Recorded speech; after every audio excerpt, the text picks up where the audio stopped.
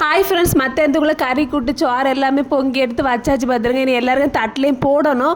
நான் முதல்ல நினச்சேன், வேலைக்கு போகும்போது நினச்சேன், வீட்டு வேலையை விடும்போது நமக்கு நிறைய நேரம் கிடைக்கும், அப்படி செஞ்சிடலாம் இப்படி செஞ்சிடலாம், அங்கோடி போய் இப்படி வந்துடலாம், அப்படிலாம் நிறைய நினச்சேன் பார்த்துருங்க. பார்த்தா அதை விட இப்போதான் எனக்கு நிறைய வேலை இருந்த மாதிரி இருக்குது, நேரம் இல்லாத மாதிரி இருக்குது, நான் ஒன்றும் செய்யாத மாதிரி இருக்குது.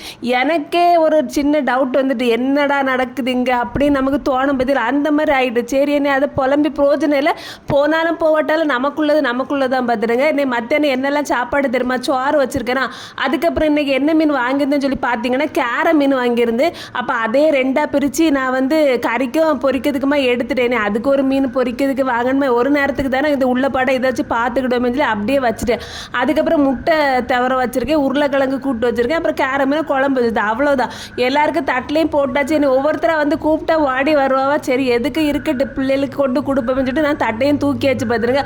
அவ்வளோதான். வீடியோ பிடிச்ச லைக் பண்ணுங்கள், மறக்காமல் சேனலை சப்ஸ்கிரைப் பண்ணுங்கள். தேங்க்யூ. சாப்பிட்டு வரேன் சரியா?